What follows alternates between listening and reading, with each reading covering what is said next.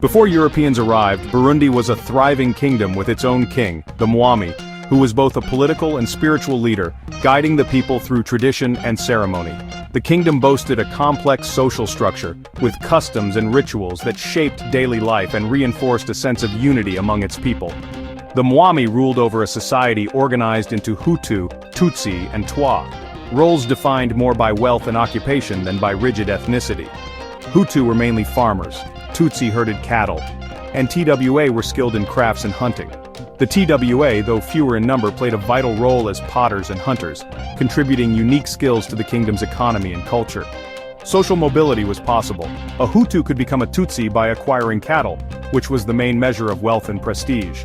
Cattle symbolized wealth and status, creating a system of patronage called Ubugabiri, where Tutsi lent cows to Hutu in exchange for loyalty and labor. This system wove together families and communities, binding them through obligation and mutual benefit. This arrangement, though unequal, fostered mutual dependence and stability, helping to maintain peace and order across the kingdom. Daily life centered on agriculture and livestock, with power struggles and politics managed internally, through negotiation and tradition rather than outside interference. Burundi was self-sufficient, with its own way of life and governance, shaped by centuries of experience and adaptation to its environment. It wasn't a utopia, but it was stable and independent, with a deep sense of identity and continuity. Then, in the late 19th century, Europe began its scramble for Africa, redrawing borders and claiming territories with little regard for the people living there. Burundi, with its established kingdom and proud traditions, soon found itself targeted by foreign ambitions and colonial schemes. The arrival of Europeans would disrupt centuries of tradition, introducing new power dynamics and foreign rule. The kingdom's internal dynamics would be forever altered, as outside forces imposed their own systems and priorities. Burundi was about to be drawn into a global struggle it never asked for, its fate decided in distant capitals. And soon, it would be forced to play by someone else's rules, as the world around it changed forever. Burundi's world changed dramatically at the turn of the 20th century, as outside forces began to shape its destiny in ways never seen before. The arrival of the Germans in the late 1890s marked a turning point, as they came determined to expand their colonial empire deep into East Africa. Seizing an opportunity, the Germans exploited a local succession crisis, supporting a rival to King Mwami Mwesi IV Gisabo with weapons, supplies, and strategic advice. Outgunned and isolated, the king was forced to sign the Treaty of Kiganda in 1903. In exchange for German help against his challengers, he had to accept their authority over his kingdom. Although the Mwami kept his royal title and some ceremonial influence, the real power now rested firmly in German hands. German rule was enforced through a system known as indirect rule. Local kings and chiefs continued to manage daily affairs, but every major decision required German approval. The Germans established military posts throughout the region, ready to intervene and overrule local leaders whenever they saw fit, demanding resources, labor, and unwavering obedience. Rather than relying on a large occupying force, the Germans cleverly turned local leaders into colonial administrators, using their authority to enforce German policies. This system allowed them to control Burundi with surprisingly few German officials on the ground, making their rule both efficient and far-reaching. The kingdom's independence, once fiercely protected, was now a memory, replaced by foreign oversight and new rules. The Germans' arrival marked the beginning of a new era, one defined by outside manipulation, shifting alliances, and the loss of self-determination. Burundi's fate was now tied to the ambitions and rivalries of European powers, its future shaped by decisions made far from its own borders. The old order, with its traditions and autonomy, was fading fast, replaced by a new reality imposed from abroad. Colonialism had arrived in Burundi, and from this moment on, nothing would ever be the same for its people. With control secured, the Germans focused on profit and order.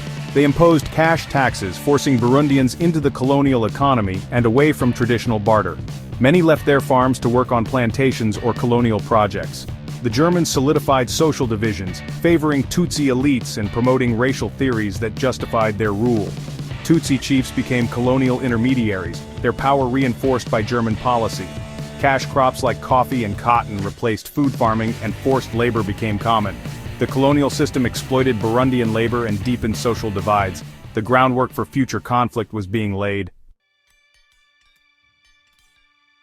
World War I brought new rulers. Belgian forces ousted the Germans in 1916.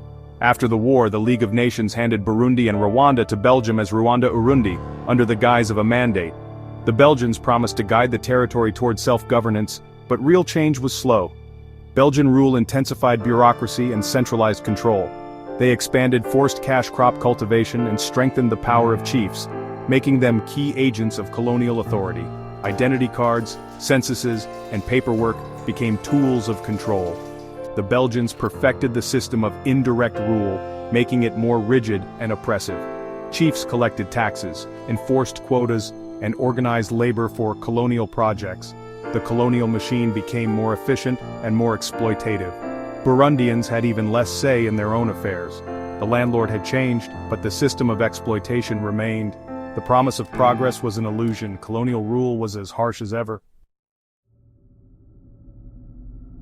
The Belgians doubled down on dividing Burundian society. In the 1930s, they issued ethnic identity cards, locking everyone into Hutu, Tutsi, or Tidua categories.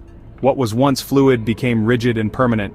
Tutsi were favored for education and government jobs, while Hutu were excluded and relegated to labor. The Ubugabire system became a tool of colonial oppression, with Tutsi chiefs exploiting Hutu labor. The Belgians institutionalized inequality, fueling resentment and deepening divisions. By creating a privileged intermediary class, they ensured local anger was directed at fellow Burundians, not the colonial rulers. This strategy of divide and conquer planted the seeds of future conflict. The social fabric was fundamentally altered. The consequences would haunt Burundi for generations. For ordinary Burundians, colonialism meant daily hardship. Taxes and forced cash crop farming disrupted traditional agriculture, leading to food shortages and famine. Forced labor took men from their families, leaving women to manage households alone.